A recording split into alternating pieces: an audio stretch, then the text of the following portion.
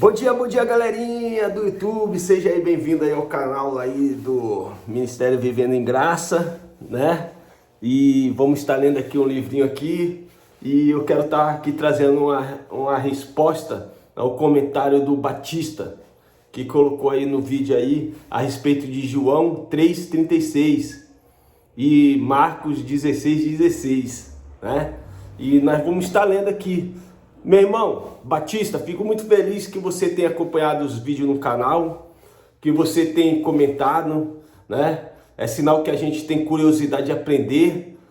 Creio que você já tenha na tua mente formada, que você já aprendeu o suficiente e que agora você tem muito a nos ensinar do que aprender aqui nesse canal. Talvez essa seja a formação da mente do irmão, tá? Mas a gente estamos aqui com a plena luz da graça de Deus sobre a nossa vida. Nós temos confiança e convicção na nossa salvação através do que Paulo pregou, porque o Espírito de Cristo em nós temos que ter a confiança, a convicção que já somos filhos salvos nessa terra, tá, meu irmão? Como o irmão ainda não separa as coisas, né? Talvez nessa passagem aqui que João está escrevendo, como se tratava do tempo de Jesus em vida, logicamente João aqui, nesse contexto de João 3,36, ele nem sequer ouviu a graça de Deus ainda, meu irmão. Vamos dar uma parada, analisar e pensar. João, no tempo porque João está narrando as histórias de Jesus, tá? O tempo de Jesus vivo. Então, se ele está narrando as histórias de Jesus vivo, não é Novo Testamento, é Velho, porque ainda ele está falando de Jesus no tempo da lei. Lembra que Paulo fala que o Novo Testamento só tem valor após a morte do testador? E quanto vive o testador não é levado em consideração o Novo Testamento? Aí eu te pergunto para o irmão, quando o irmão se depara com o livro de João, Jesus aqui, no livro dele, ele está morto ou está vivo? Ele está narrando a história de Jesus já crucificado ou morto? Então a gente tem que saber separar aqui, meu irmão. E outra pergunta que eu faço para o irmão. João, no período do contexto que ele estava com Jesus de Nazaré, ele já tinha conhecido Paulo? Jesus de Nazaré já tinha trazido o evangelho da graça de Deus para os seus filhos? Lógico que não, né, meu irmão? Porque a graça de Deus, ela vem através de Paulo, na qual Pedro, sendo discípulo de Jesus também, ele se converte à graça de Deus. Está lá nas epístolas de Pedro. E ainda nos ordena ao povo irmão dele, judeus, a seguir o que foi dado a Paulo, meu irmão. Mas vamos estar lendo. Então eu fico muito feliz aí com a pergunta do irmão, né? Com a resposta do irmão. É muito prazer estar a gente conversando assim, interagindo, tá, meu irmão? Eu fico muito feliz. Eu não tenho um irmão como inimigo, eu tenho um irmão como um irmão em Cristo e juntos nós estamos aqui um para aprender com o outro, tá bom, meu irmão?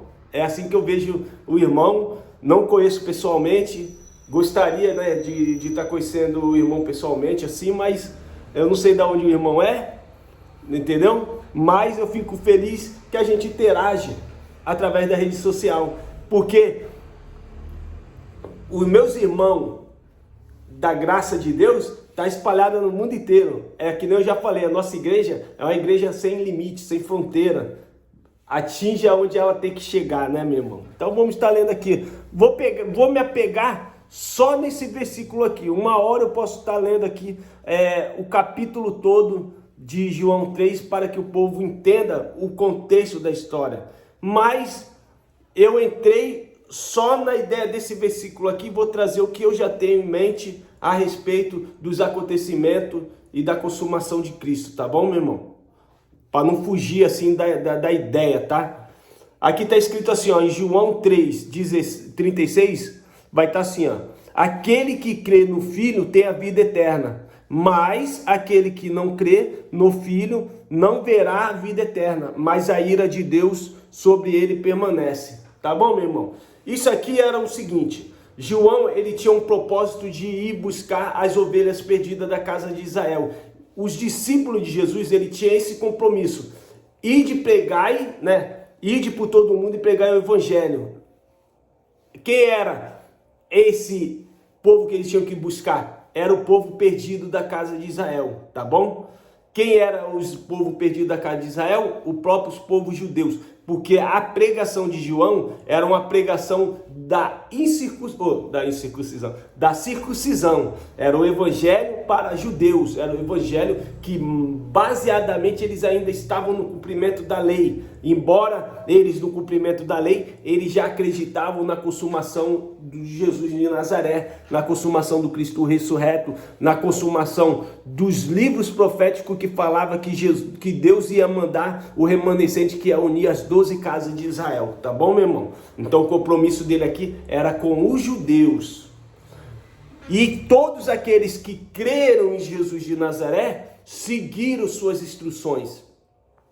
Baseadamente, mesmo eles sendo judeus e ainda no cumprimento da lei, eles tinham que estar na conformidade de acreditar que Cristo realmente era o Salvador do mundo, que Cristo era aquele que ia reinar no mundo espiritual e governar no reino espiritual. Tanto que quando Jesus aparece aos dois do caminho de Emaús, ele pergunta o que as escrituras falavam a respeito, o que os profetas falaram a respeito em Moisés a respeito de Jesus. Não falou que tinha que nascer, padecer muitas coisas, morrer, ressuscitar o terceiro dia e que o seu governo não era dessa terra, era espiritual? Então eles tinham esse comprometimento, meu irmão, tá bom? Mas aqui também tem o quê? Mas aqueles que não crê no Filho não verá vida, mas a ira de Deus sobre eles permanece, tá bom? Então aqui tinha um contexto que Jesus sempre batia na religião da época, sempre batendo nos religiosos. Quem eram os religiosos? Os sacerdócio da era do templo, o sacerdócio do templo que o povo de Arão criou ali, um sacerdócio. Foi escolhido para ser os sacerdotes de Deus. E eles começaram a enganar, molestar, usurpar, extorquir o povo. E muitas pessoas da atualidade hoje, do nosso século, do século 21, tomaram a posição desses sacerdotes. É por isso que muitas igrejas estão manipulando vida, ficando milionário em cima dos miseráveis, dos pobres, dos famintos, e eles não se cansam de ladrar. E próprio Jesus falou, são cães gulosos. Por fora, pele de ovelha, bem arrumadinho, todo ilustrado, gostam de se aparecer nas praças, orar em voz alta, gostam das melhores posições, gostam de visitar as viúvas, comer o bolo, um cafezinho, dragar tudo que tem na casa daquela senhora e depois vão embora e não deixam nada ali. É essa o contexto que Jesus estava pregando. Então tinha um povo aqui que não queria crer que aquele homem ali realmente era o Filho de Deus e batia de frente com Jesus de Nazaré. Nas próprias escritas aqui de João, meu irmão, a gente vai se deparar quem era que não estavam crendo em Jesus de Nazaré, quem não cria no Filho que Deus enviou à terra, quem não creram no Deus que tomou vida, gerou carne, participou da carne e do sangue nessa terra e padeceu muitas coisas. E quem matou eles? Os seus próprios irmãos judeus que estavam na frente da religião, que era os fariseus, os saduceus, os escribas, os levitas, todo o sacerdócio ali. Foram eles que flagelaram Jesus, foram eles que colocaram na mão de Roma. Por quê? Porque o povo gentil também teve participação na morte de Jesus de Nazaré. Não foi só os filhos entregaram, mas quem crucificou foi os gentios, né? Quem açoitou foi os gentios. Então, povo gentil e povo judeu sempre tiveram debaixo do jugo da escravidão, meu irmão. E esse homem, após a sua morte, ia ser aquele que ia salvar as vidas. Mas o povo aqui precisava crer. E Jesus de Nazaré tinha uma pregação. Mateus 24, ele deixa a sua pregação. O sermão na montanha foi a grande pregação de Jesus de Nazaré. E muitas coisas iam acontecer naquele lugar, tá? Muitas coisas iam acontecer. e aquele povo não creram. E Jesus estava falando de uma destruição que ia vir sobre aquela terra, a terra do Ecumene, a terra habitada, a destruição, o grande e terrível dia do Senhor, que aconteceu no ano 70 com a destruição do templo. Coisa que a nossa Bíblia, meu irmão, infelizmente, ela não conta do dia da destruição, os dias de horrores, os dias que as mães mataram as suas próprias crianças para comerem, meu irmão. Infelizmente, esse livro não conta essa história, mas todo o assunto de Jesus estava se falando para o dia terrível do Senhor, o dia da ira. Por isso que está aqui, ó, sobre eles, ó, mas a ira de Deus sobre eles permanece, ia permanecer, porque Deus ia vir para destruir Jerusalém, Deus ia vir para destruir o templo, como ele veio no ano 70 e acabou devastando aquele lugar todo, meu irmão. E outra passagem que o irmão colocou aqui, que é muito bacana, né? A gente está lendo, foi Marcos 16, o primeiro livro dos 4 evangelhos ali, é o livro de Marcos, pelo que diz a historicidade.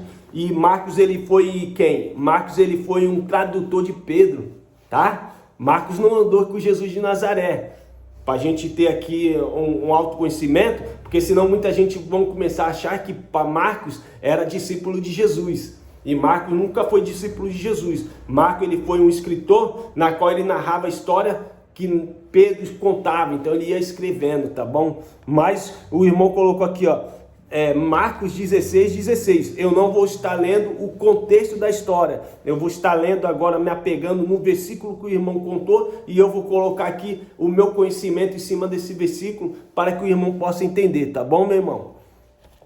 Mais uma vez, a gente não somos inimigos, a gente somos irmãos, na qual poderíamos estar aqui, ó, lado a lado, conversando, dagando e argumentando muitas coisas do livro, e a gente ia ter que rebolar, dançar aqui para nós tentar entrar na melhor explicação e o melhor entendimento possível, e com a ajuda do Pai nos criando no fruto do Espírito, para nós estar entendendo, tá bom, meu irmão? Então é muito bacana aí o versículo que o irmão colocou, tá?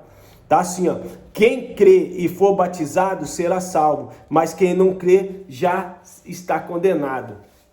Então vamos lá, no tempo que Jesus ele pregou, a gente sabe que Jesus nunca batizou ninguém, né? Porque o batismo dele era o que ia aperfeiçoar as vidas, era o batismo dele que ia regenerar as vidas, ia fazer a lavagem regeneradora, era o batismo da sua morte, ele entregando o seu espírito por amor da humanidade, por amor dos outros espíritos que habitam dentro dos corpos perversos. Então, era esse batismo que João pregava. Eu batizo com água para arrependimento de pecado, mas virá um que eu não sou digno de levar nem a sandália, esse batizará com o Espírito Santo. Provém que o dele cresça e o meu desapareça, diminua. O Espírito Santo aqui não é um Espírito que desce sobre a minha vida hoje, meu irmão, e me dá poder, me dá unção, me dá essas línguas que são faladas aí, que é balela, né? Porque os idiomas foi dado para os irmãos do primeiro século, e eles sendo um povo que falava em aramaico, quem ouvia falar na sua linguagem natal, então acabava ouvindo isso em outros idiomas, tá bom, meu irmão? Isso aqui é muito importante, a gente está se apegando, porque hoje dentro das igrejas é muita confusão na mente do povo, na qual até eu mesmo fui induzido por essas palhaçadas, por essas patifarias, por essas macumbaria, por essas feitiçaria, por essas idolatria que acontece dentro dos lugares chamados igreja, tá bom? E a gente, hoje com a leitura, a gente consegue respeitar os acontecimentos que aconteceram naquela época, né, meu irmão? Então, o povo aqui, como eles receberam de João Batista o batismo para arrependimento de pecado, e Jesus aqui no contexto, ele estava vivo, então eles ainda não foram batizados pelo Espírito Santo. Deus, através de Jesus, dando o Espírito dele para a humanidade, tá? Batizando-os com o Espírito Santo, com o Espírito da justiça, o Espírito que morreu sem pecado por amor dos pecadores, tá, meu irmão? Então isso aqui é maravilhoso. O batismo das águas hoje não tem valor nenhum. nem para simbologia, tá, meu irmão? Porque não remove pecado de jeito nenhum, porque pecado nós não temos mais. O pecado ele foi tirado da terra quando Cristo foi para o madeiro. Seu pastor dentro da sua congregação prega assim, padre pega assim, reverendos vão pegar assim, e até mesmo os fanfarrões, né, das outras chamadas igrejas, que são uma palhaçada, vão acabar pregando assim também, que Jesus tirou e removeu o pecado quando ele foi para o madeiro. Mas como entender isso? Sendo que hoje o povo ainda prega que nós somos pecadores. Então parece que Jesus não tirou o pecado. E eu acho que é o que o irmão está tendo problema de entender. Porque o irmão quer trazer que a humanidade hoje está em pecado, mas não está. Está num ato de ignorância. Porque não lê o livro e não entende o que já foi consumado sobre a nossa história. E como tem pessoas que se apegam nas lições antigas dentro do livro, né, eles acabam trazendo para a mente deles confusões de leitura. E aí nunca aprende, tá? Então aqui está escrito o quê? Quem crê e for batizado será salvo. Quem não crê será condenado. E quando o povo não creram em Jesus de Nazaré, não tinham por que eles crer no batismo de João também. Concorda? Os fariseus foram lá se batizar lá para o João Batista? Não, né? Os religiosos não se batizaram para o João Batista. Porque eles não acreditavam no Filho do Homem, por que eles iam se batizar no batismo de João também? Se o batismo de João foi dado pelo próprio Cristo, uma ordenança a João, ir batizando, até que ele viesse descer do céu como espírito numa forma de pomba e repousar sobre um homem. Quando repousasse em um homem, certamente João saberia que esse era o Salvador do mundo. Vamos lá, Jesus e João de Nazaré, eles eram primos. Nasceram e cresceram juntos. Quando Maria, grávida, com Jesus na barriga, apareceu a Isabel com João dentro de sua barriga também, ali João já se manifestou e recebeu o Cristo dentro da barriga de Maria. A gente tem esse relato dentro do livro, né? Que ali a criança já se engrandeceu, se exaltou, né? Recebeu Jesus de Nazaré. Em espírito dentro da barriga já se recebendo. Aí eles cresceram, eram primos. Mas João Batista, ele sabia que Jesus, o primo dele, era o Salvador do mundo? E aí? A gente vai ver que não. Por quê? Porque só foi dada uma autorização de ele saber quem era essa pessoa quando ele visse o céu abrir, a voz bradar e ali, esse é o meu filho que gero hoje. Que eu amo, né? O grande amor da vida. Então, João, ele só teve o conhecimento que aquele homem era o Messias. E olha só como João, ele ainda era perseverante, ele queria ter certeza que era ele mesmo. Ele já tinha certeza, ele já tinha que ter a certeza, porque o céu bradou sobre Jesus ali. A pomba desceu sobre aquele homem, repousou. Ali foi quando Jesus ele foi ungido a ser agora o próprio Deus na terra, o Filho de Deus na terra. O Espírito desceu sobre ele ali. Lembra que todos o pacto antigo, sempre o Espírito de Deus tinha que descer no homem, para que o homem pudesse entregar as mensagens, fazer as consumações ali. No tempo antigo era assim, porque eles não tinham o Espírito de Deus sobre a vida deles. Mas após a morte, Jesus entregando o Espírito dele a todos, Paulo, indo a caminho de Damasco, ele tem uma visão de uma grande luz, e aí a luz pergunta: Saulo, por que me persegue? E ali Saulo é convertido para Paulo, e Paulo agora começa a pregar sobre o Espírito de Deus, o Espírito da justiça, a justiça de Cristo, o ressurreto. E aí Paulo fala: Deus é uma luz inacessível, que ninguém pode ver, nunca ninguém viu Deus. E agora ele habita dentro de cada um de vós. Então agora ele habita dentro de mim, dentro de você, dentro de todos. Dentro dos perversos ele habita também? Habita. Só que eles não sabem. E muitas das vezes eles não querem crer. Mas está lá. O Espírito está lá. Da mesma forma, quando eu era criminoso, o Espírito de Deus já estava dentro desse corpo aqui. Eu que não acreditava e não procurava viver desse Espírito e dessa luz para me refrear na carne, para que eu não fosse parar na prisão. Eu acabei parando na prisão, passando, né, pelos aqueles momentos difíceis, a minha família sofrendo aqui fora, Só que quando eu tô lá dentro, comecei a me apegar com as escrituras, comecei a converter o meu coração para os estudos da palavra de Deus, e a palavra de Deus foi me regenerando, foi me moldando, foi fazendo com que eu me refreie na carne, ao ponto de não ter que ferir mais ninguém, não ter que matar ninguém, não ter que roubar ninguém, não ter que cometer sacrilégio a ninguém.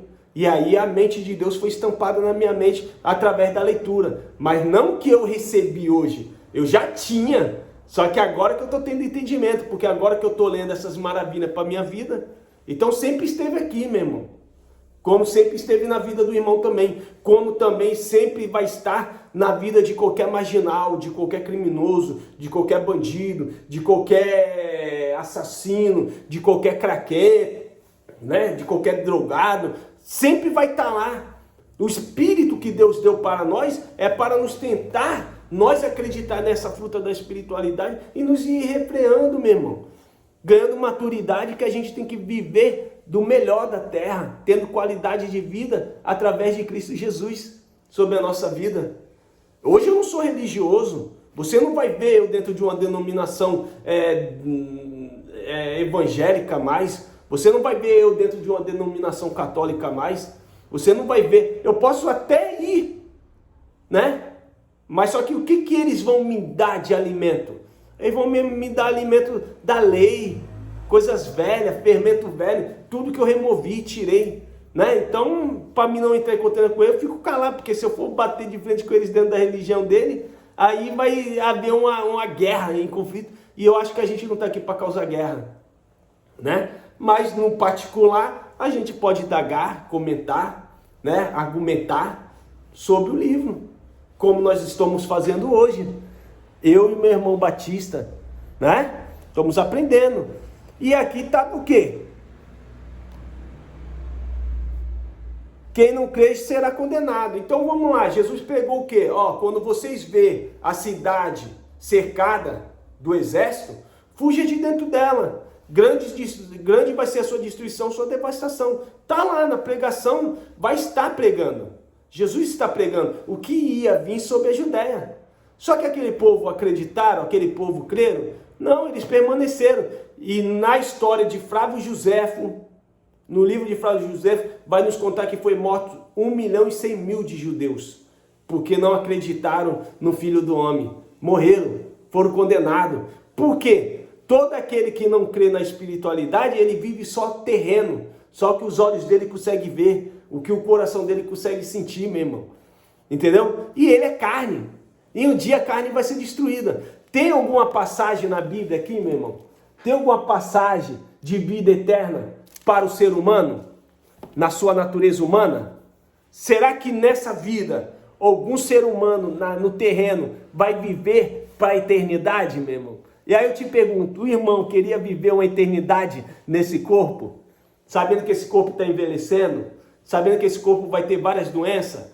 Várias debilidades vai chegar? Os seus órgãos vão começar a parar de funcionar direito, a sua mente já não vai conseguir lembrar, ser lúcido, né? Porque aí começa a vir o mal de Parkinson, o mal de Alzheimer, começa a vir as doenças, os nossos problemas, as artroses. E aí, será que o irmão quer viver uma eternidade dentro desse corpo, meu irmão? Não tem eternidade para o terreno, meu irmão. A eternidade era espiritual, e o que Cristo fez foi no teu espírito, no meu espírito. Ele separou o joio do trigo, o trigo do joio. O joio vai ser queimado, vai ser destruído. O que é o joio? A sua carne, meu irmão. A sua carne é igual ao seu espírito. O joio e o trigo não são iguais? E o trigo aí vai fazer o quê? O trigo ele pega e ele guarda no celeiro. Que nem o espírito. O espírito volta para Deus porque foi Deus que deu. E a carne volta ao pó porque veio do pó. Vai ser assim comigo, vai ser assim com o irmão. Entendeu? Nós hoje, no século 21, a gente tem que entender que tudo se fez novo quando Cristo foi para o madeiro.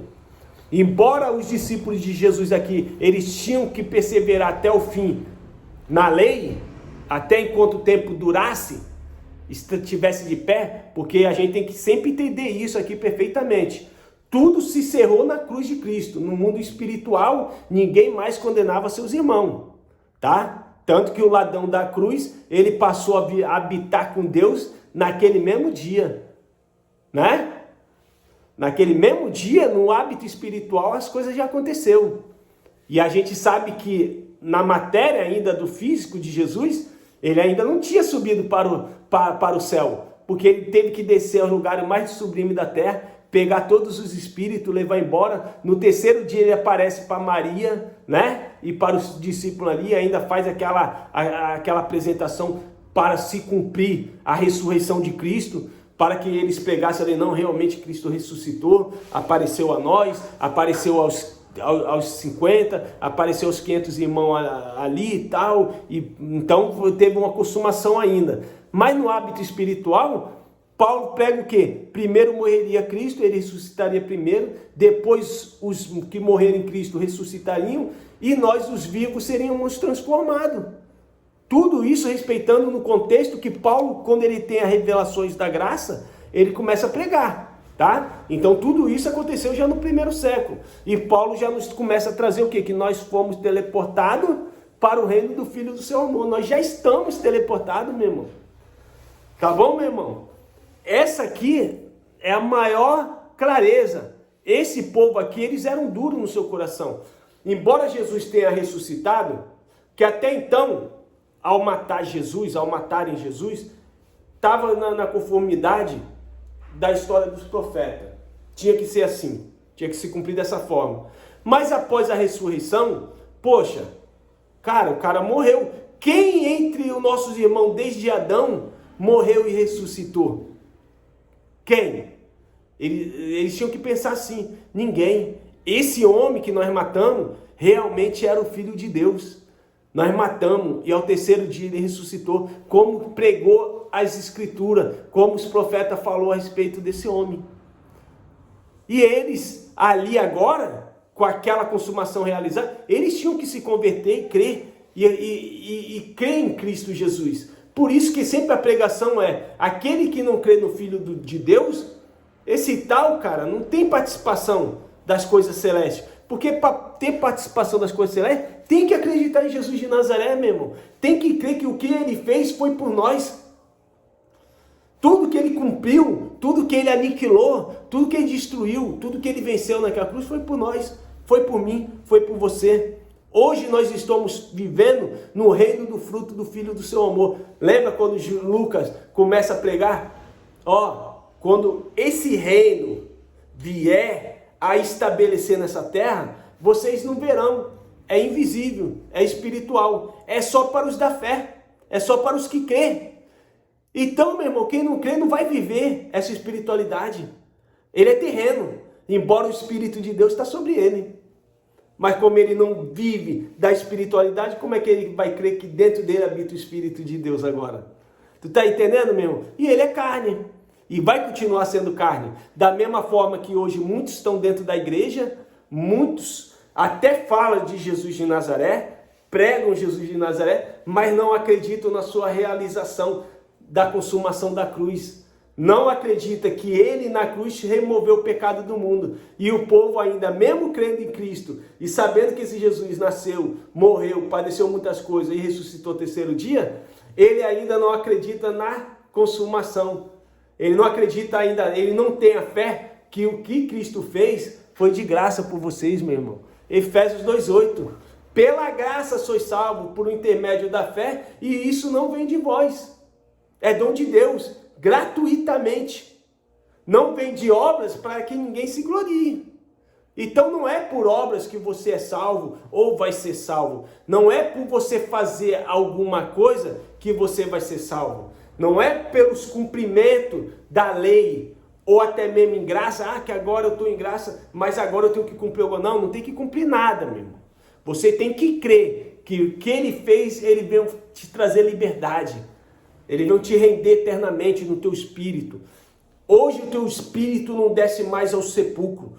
Quando o Pai chamar, o espírito desencarna desse corpo e esse corpo vai cair, sua família vai chorar, vai sentir sua falta, vão sentir muita tristeza, mas o teu espírito não morre mais, meu irmão. A morte já não tem mais domínio sobre o seu espírito, porque Cristo venceu a morte. Da mesma forma que os filhos têm participação de carne, ele mesmo, Deus, também participou de carne e sangue para que na sua carne fosse aniquilado aquele que tinha o poder da morte e a chave do inferno. Isto a saber, o diabo. Hebreus 2,18. Você crê que Cristo já venceu o diabo? Já venceu a morte não tem domínio sobre vós? É assim que é a nossa consciência hoje, meu irmão. Então, forte abraço. Tá se passando 30 minutos. O papo foi maravilhoso, foi gostoso, tá bom, meu irmão? Que o irmão possa ter aprendido, que o irmão possa tentar compreender ao máximo possível essa lição. Se apegue, meu irmão, nos livros do apóstolo Paulo. Os seus ensinamentos ali é maravilhoso. Leia, releia os livros de Paulo. O livro da graça se encontra de Atos dos Apóstolos até ali o livro de Hebreus. Pedro também prega a graça de Deus, ele ordena que aqueles judeus se convertam à graça de Deus, tá bom, meu irmão? Isso é maravilhoso entender, cara. Isso é maravilhoso. Que você possa ter olhos iluminados, que as escamas possam sair dos olhos, que você possa separar as coisas que estão dentro do livro, o que é velho e o que é novo. E em Cristo tudo se fez novo. Nenhuma condenação há para quem está em Cristo Jesus. Cristo Jesus não é quem levantou a mão e aceitou ele, porque ninguém pode aceitar. Foi ele que nos aceitou, foi ele que nos trouxe para perto, foi ele que nos aproximou, foi ele que nos reconciliou com Deus. Ele é a nossa paz com Deus. Então, de Cristo para cá, da sua cruz, tudo se fez novo, nenhuma condenação há para quem está em Cristo Jesus. Quem está em Cristo não passará novamente pelo juízo. O juízo só quem passou e tinha que passar foram os judeus, porque não creram, e ali como havia uma destruição para cair o templo, eles foram massacrados, tá bom? E Deus, usando Roma, acaba devastando a Judéia, tá bom, meu irmão? Forte abraço, e a todos os inscritos do canal, sinta-se abraçado pelo seu irmão João Carlos, né? O Japa, sinta-se abraçado por Cristo, acolhido, protegido, reconciliado, batizado, selado com o Espírito da verdade que Paulo pregou para todos nós, tanto do século I até as gerações vindouras. É para sempre, meu irmão. Tamo junto, misturado. Forte abraço. Fui!